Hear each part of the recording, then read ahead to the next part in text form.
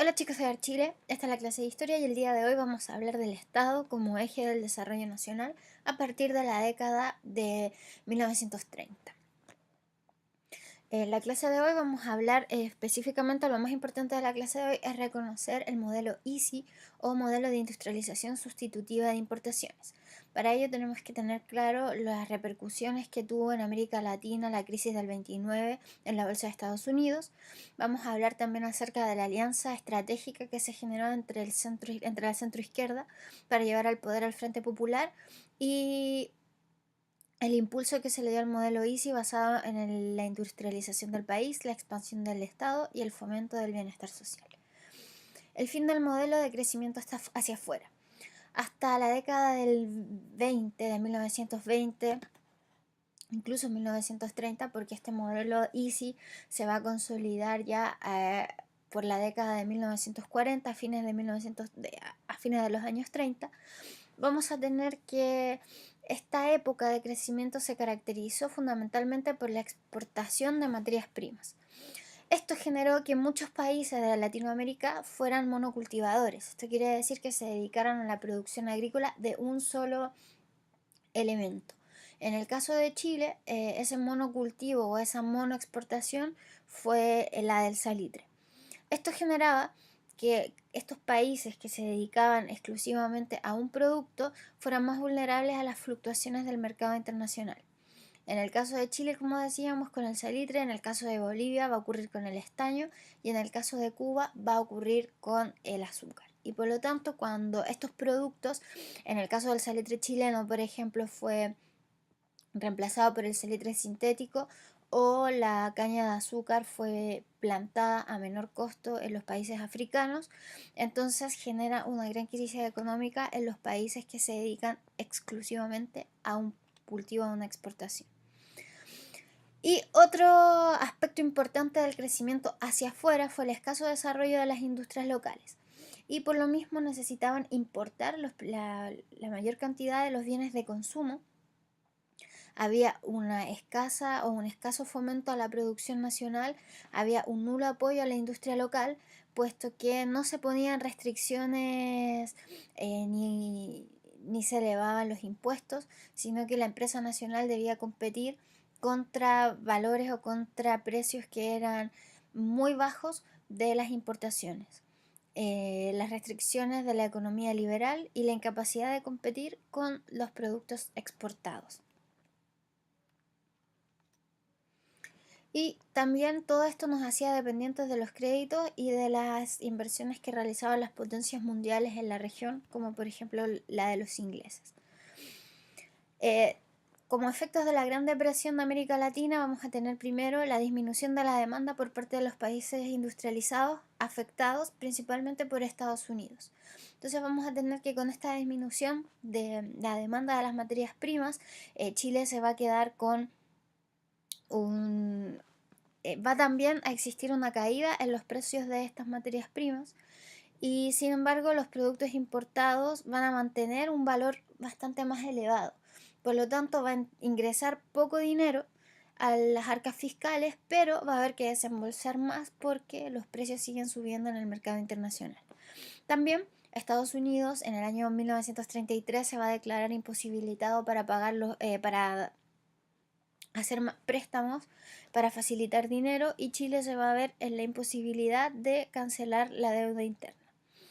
Esta reducción de los ingresos va a generar además quiebres en los bancos, en las industrias, y por lo tanto esto va a generar a su vez mayor desempleo. Y todo esto va a decantar en la necesidad de generar un Estado que sea más proteccionista, ya que el libre mercado no es capaz de sustentarse a sí mismo. Entonces vamos a tener que el modelo de crecimiento hacia afuera es bastante vulnerable en Chile. ¿Por qué? Primero porque en Chile existía una gran dependencia de la economía chilena hacia el salitre, lo que en la Primera Guerra Mundial ya suscitó una serie de problemáticas respecto de la fluctuación de los precios, de las necesidades que expresaban los otros países de este producto, y por lo tanto a veces había muchas ventas y a veces estas ventas caían drásticamente. Luego, la invención del salitre sintético en los años 20 en Alemania también va a generar una fuerte caída en la economía chilena. Según un informe de la Liga de Naciones, Chile es el país más afectado en el mundo por la crisis del 29. Y esto es porque en 1932, por ejemplo, las exportaciones de salitre cayeron en un 88% respecto de 1929, y recordemos que hasta este momento el salitre es el principal producto que exporta Chile al mundo. La crisis entonces afectó a las importaciones, las entradas que se obtuvieron a través de las exportaciones. Va a haber una reducción en un 50% del presupuesto fiscal. O sea, el gobierno tiene que seguir manteniendo las obras públicas, tiene que seguir manteniendo escuelas, hospitales, etcétera, pero tiene un 50%, está reducido a la mitad de su presupuesto. Como ya dijimos, Estados Unidos suspende los créditos a países extranjeros porque tienen que levantar su propia economía y existe entonces una imposibilidad de pagar la deuda externa. Esto obviamente no solo va a repercutir en la macroeconomía estatal, sino que también se va a ver afectada la vida cotidiana de las personas. El desempleo va a ser especialmente dramático, sobre todo en la minería. En 1931, 2/3 de los trabajadores estaban sin trabajo respecto de 1929. El poder adquisitivo del salario cayó alrededor del 40% entre 1929 y 1932. Y los precios de los principales productos casi se duplicaron dentro del mismo periodo. Entonces la gente tenía menos dinero y los productos costaban mucho más de lo que costaban antiguamente. El gobierno entonces se ve enfrentado a tomar dos grandes decisiones. La primera de ellas estuvo orientada a fortalecer las actividades productivas que no tenían relación con la demanda externa y que al mismo tiempo ayudaban a crear empleos. Por ejemplo, la construcción de bienes públicos. En la imagen estamos viendo cómo la reconstrucción va a facilitar el darle empleo a un grupo importante de personas quienes van a dejar de ser desempleados, por lo tanto van a tener cierto poder adquisitivo. Cuando hay más personas con poder adquisitivo, las empresas se atreven a invertir. Al invertir, las empresas a su vez contratan más personas y de esa forma se va revitalizando la economía. La segunda decisión importante que tuvo que tomar el gobierno apuntó a fomentar la producción de mercaderías que el país no estaba en condiciones de importar. Como los precios de los precios de las importaciones estaban disparados, entonces comenzó a desarrollarse una escasa industria para producir aquellos bienes que no se podían importar. La creación de nuevas industrias favorece, por supuesto, la generación de nuevos puestos de trabajo y también va a reducirse o va a traducirse finalmente a un mayor crecimiento de la economía. Estos cambios entonces hacen frente al contexto y son cambios bastante positivos. Sin embargo, no son medidas que se tomen a largo plazo, sino que simplemente para poder sortear la ola de la gran crisis que estaba llegando al país. Lamentablemente. Vamos a ver que en este periodo Estados Unidos va a comenzar su gran influencia económica en nuestro país. Vemos la imagen de la primera minera o de las primeras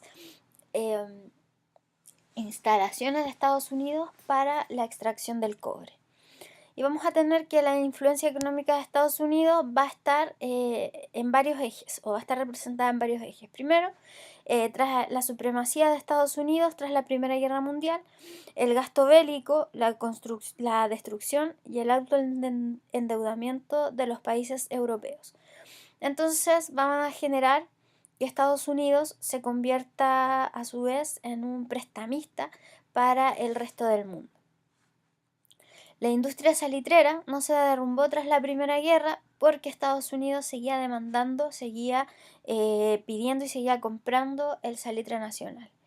Y la gran minería del cobre. Vamos a ver que hasta mediados del siglo XIX el cobre estaba escasamente explotado porque requería de una gran inversión tecnológica para poder ser extraído y los empresarios chilenos no estaban interesados en efectuar estas inversiones. Preferían tener el dinero rápido que venía del salitre y no esperar un plazo para poder explotar el cobre. Por lo tanto, quien hizo esa fuerte inversión fue el gobierno de Estados Unidos. Así vamos a tener que la industria del cobre Los chilenos prefieren el salitre porque es más rápido y dejan todo el cobre para los estadounidenses.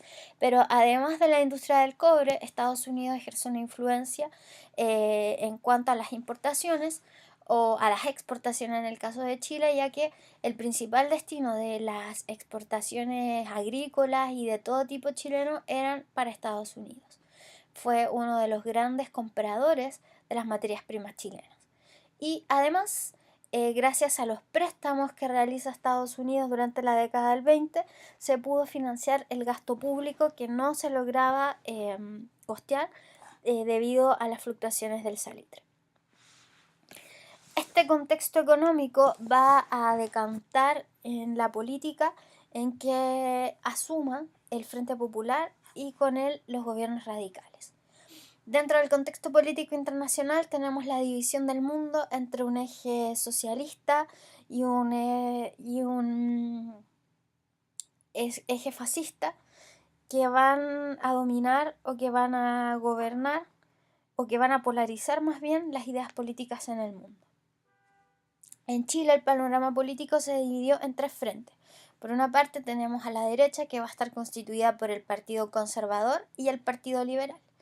En el centro vamos a encontrar al Partido Radical y al Partido Demócrata, y en la izquierda vamos a tener al Partido Socialista y al Partido Comunista, quienes van a ejercer el panorama político en la fecha.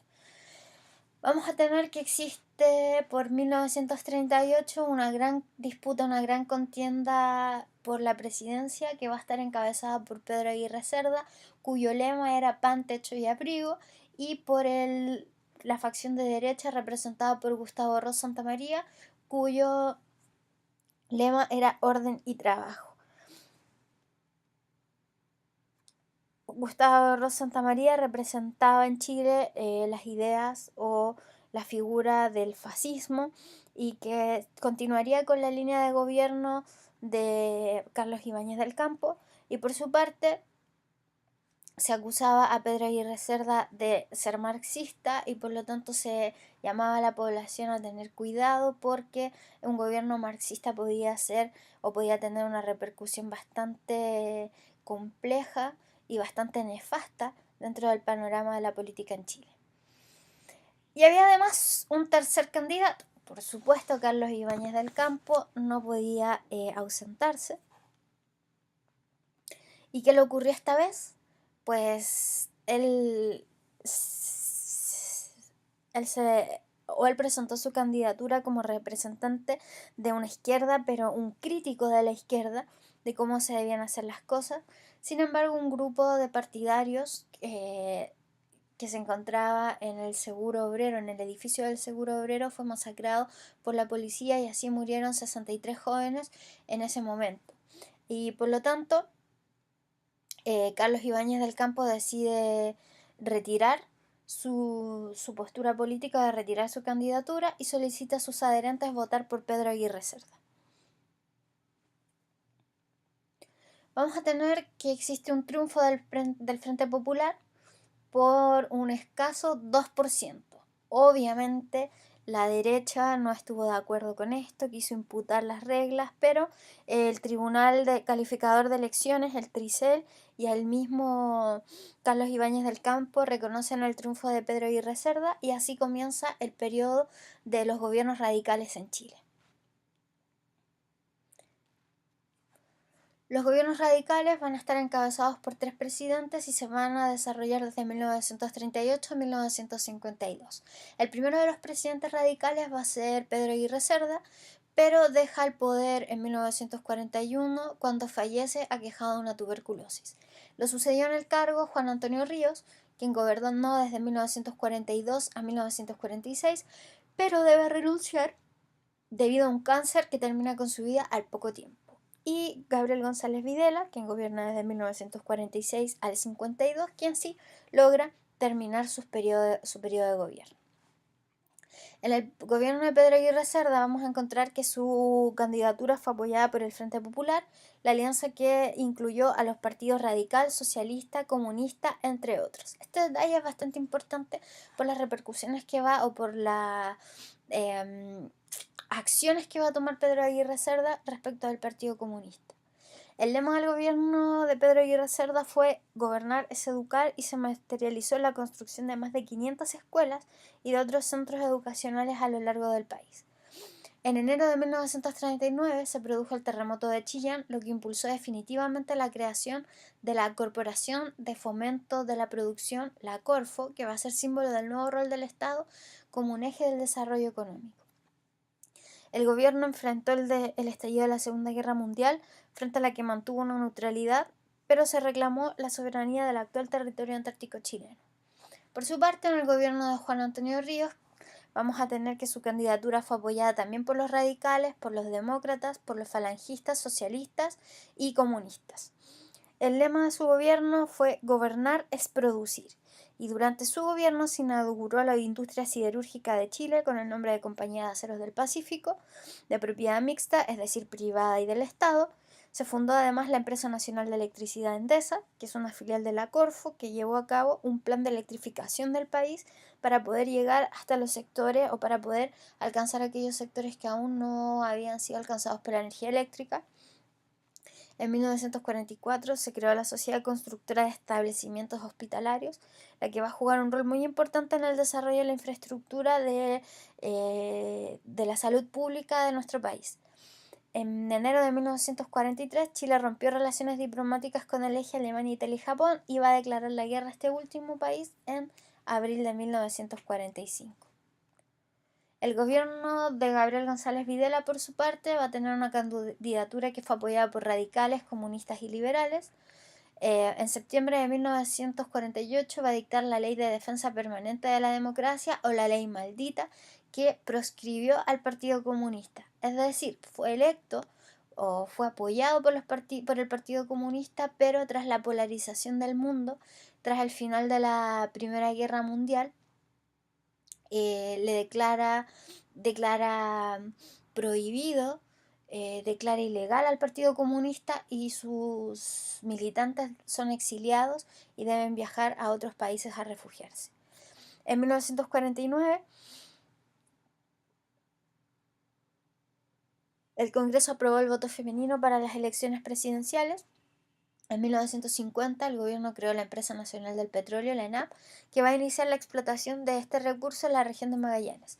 Esta va a ser una de las obras más importantes de su gobierno y que fue el Plan Serena, en el que se invirtieron importantes sumas de dinero para la remodelación de dicha ciudad.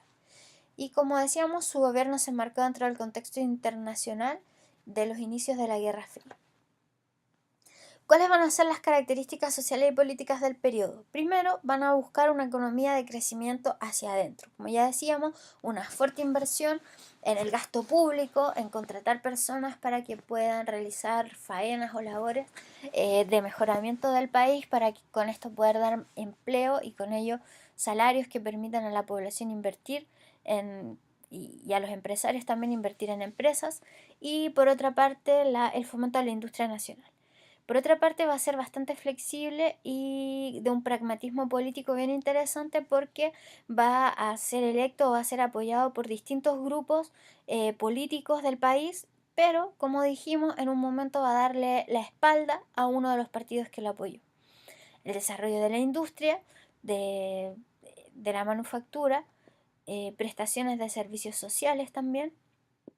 Van a surgir bastantes bienes que van a ser aprovechados por la población, como seguros de cesantía o también como indemnizaciones por la pérdida del trabajo, etc. Los movimientos sindicales van a ser bastante sólidos y el gobierno va a trabajar codo a codo con aquellos grupos que estén realmente comprometidos con la lucha y con la reivindicación de sus demandas. Y así vamos a tener que todas aquellas organizaciones que estén más organizadas, valga la redundancia, van a tener muchos más beneficios. Así vamos a tener que el gobierno radical se convierta en un Estado benefactor, es decir, un Estado asistencialista. Y vamos a ver que se va a preocupar de la provisión social con asignaciones familiares, subsidios de cesantías, pensiones por antigüedad laboral, etc. En la salud se va a crear la Dirección General de Protección a la Infancia y la Adolescencia, el Servicio Médico Nacional de Empleados y el Servicio Nacional de Salud. Por otra parte, vamos a tener que va a haber una fuerte inversión en viviendas, en la creación de nuevas poblaciones. Sin embargo, la gran cantidad de personas que ha llegado a vivir a la ciudad no va a impedir que éstas se asienten en campamentos que se denominan poblaciones callampa, porque crecen a las afueras o en los suburbios de la ciudad. Y en educación va a existir una sociedad, o van a crear la Sociedad Constructora de Centros Educacionales, y también se va a crear la Universidad Técnica del Estado, que agrupa varias escuelas técnicas que existían hasta ese momento. Durante este periodo vamos a tener que la derecha política fue bastante activista, pese a que los gobiernos eran radicales o eran de centro izquierda. Y vamos a tener que dentro de sus luchas, dentro de sus prácticas, estuvo primero el aislar al Partido Radical de los que llamó sus aliados marxistas. Luego va a impedir la sindicalización de los campesinos. Ya dijimos, ¿cierto?, que el gobierno trabajó fuertemente con aquellos grupos sociales que estuvieron más organizados. Sin embargo, la derecha impidió que los campesinos pudiesen organizarse de manera efectiva, y esto con la finalidad, primero, de mantenerlos marginados de los beneficios sociales, y obviamente el estar marginado de los beneficios sociales eso genera descontento en estas personas. Luego va a haber un control del voto de estos inquilinos, porque estos campesinos generalmente trabajan la tierra de los hacendados de derecha, y va a impedir el encarecimiento de la mano de obra. Como decíamos, en 1948 se promulga la ley maldita, que exilia a todos los a todos los miembros del Partido Comunista. Y bueno, como decíamos, en esta época la economía se va a centrar en el modelo Easy. Este modelo busca cambiar los bienes importados por bienes elaborados a nivel nacional, ya que la caída de las exportaciones de materias primas, las grandes pérdidas en agricultura y los bajos sueldos hacían necesario que el Estado invirtiera en el desarrollo de las industrias nacionales. Parte de la población quedó en extrema miseria y estaban acechadas por el frío y el hambre. Esto significa un modelo de la industrialización sustitutiva de importaciones, y se utilizó en Chile durante la época de los gobiernos radicales para implementar una industria activa y para utilizar una política momentánea que mantuviese el tipo de cambio elevado. La implementación del modelo Easy en Chile implicó la disminución de las importaciones desde Europa, acompañada de políticas de expansión de la demanda interna y control del tipo de cambio. Y vamos a ver que quien comenzó con la ejecución de este modelo va a ser el presidente Pedro Aguirre Cerda, que fue el encargado de llevar a cabo este modelo en Chile, convirtiendo al Estado benefactor en un Estado empresarial. Su plan consistía principalmente en modernizar tecnológicamente al país, implementando la infraestructura necesaria que sustentara la base de esta industrialización. Su gran obra es la creación de la Corfo, que se creó con 3 grandes objetivos. El primero va a ser reconstruir las zonas afectadas por el terremoto de Chillán. El segundo, planificar el desarrollo industrial y productivo de áreas estratégicas, esto es, las que no podían ser importadas en ese momento, y generar un país totalmente industrializado y que no dependiera de las importaciones o de la economía o de lo que estuviera pasando con la economía mundial. Entonces, bajo esta idea nacieron diversas empresas en Chile, como Yansa, que es la industria azucarera nacional, Madeco, la industria manufacturera de cobre, no solamente de extracción y venta de cobre, sino que se realizaban manufacturas como cables, como cañerías de cobre, la empresa Endesa, que va a ser la empresa nacional de electricidad y que se va a encargar de llevar electricidad a los lugares más alejados o más aislados del país, la ENAP, que va a ser la empresa nacional del petróleo, que va a intentar entregar este producto tan valioso para la industria sin tener que depender de la provisión extranjera. Se crea Televisión Nacional de Chile, va a crearse también la Compañía de Aceros desde el Pacífico, entre muchas otras. El ICI, o el plan de mejoramiento o el modelo EASY va a constar de 2 etapas. La primera de ellas va a ser de una etapa de industrialización liviana, la que consistía en el desarrollo de una industria productora de bienes de consumo, tales como textiles, calzado, alimentos elaborados, metalúrgica, entre otros, que pudieran abastecer las necesidades más inmediatas del mercado interno. Su finalidad con esto era ahorrar dinero para poder poner en marcha la segunda etapa. La segunda etapa de la industrialización se denomina industrialización pesada porque en esta se busca desarrollar una producción de bienes de capital y una tecnología que permita industrializar al país e independizarlo definitivamente de los mercados extranjeros. Con este modelo se lograron dos grandes objetivos que eran superar y combatir la pobreza y la industrialización del país. Sin embargo, este modelo entra en crisis porque los mayores logros en Chile durante la crisis fueron, primero, el aumento del empleo local, el estado de bienestar y garantía de protección al trabajador, baja dependencia de los mercados extranjeros, nacimiento de nuevos sectores industriales nacionales.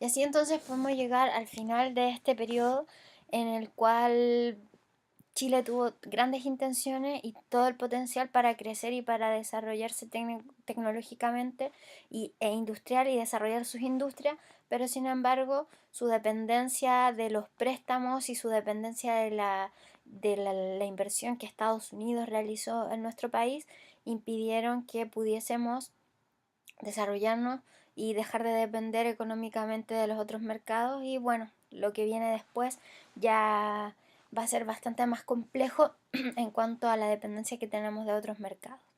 Los invito a realizar las actividades que están propuestas para el día de hoy y nos vemos la próxima semana.